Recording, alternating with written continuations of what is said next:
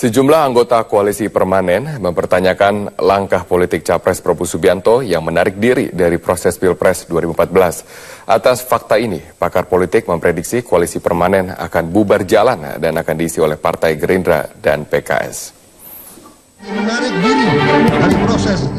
Keputusan Prabowo Subianto menarik diri dari proses pemilihan presiden 2014 disebut Sekjen P3 Romahur Muzi di luar dugaan dan tak sesuai rencana awal. Anggota tim kampanye nasional Prabowo Hatta ini akan mempertanyakan langkah politik Prabowo yang disampaikan tanpa kehadiran pasangannya, Hatta Rajasa. Bahwa setiap partai politik yang tergabung di dalam koalisi permanen memang belum seutuhnya memahami apa tindak lanjut dari pernyataan Pak Prabowo yang tadi disampaikan.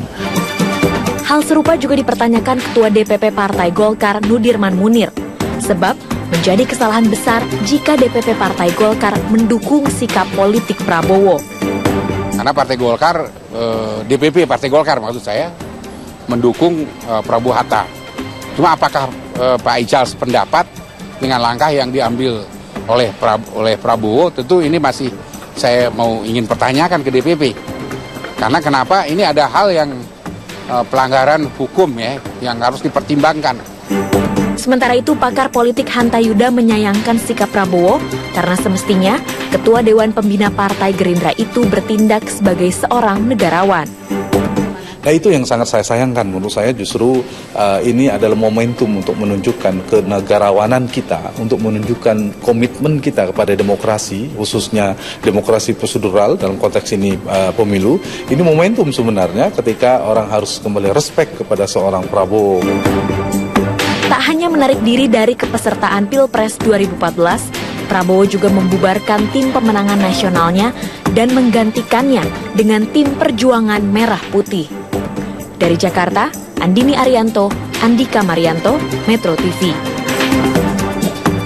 Pakar hukum tata negara Refli Harun menyebut kekecewaan Prabowo Subianto yang diungkapkan dengan cara menarik diri dari Pilpres 2014 kemarin tidak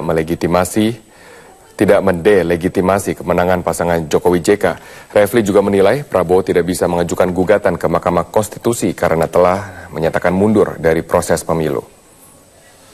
Sebenarnya itu tidak ada konsekuensi hukum apa-apa. Mengatakan saya menarik diri dan lain sebagainya itu tidak ada konsekuensi hukum apa-apa. Apalagi itu kan dilakukan secara lisan ya.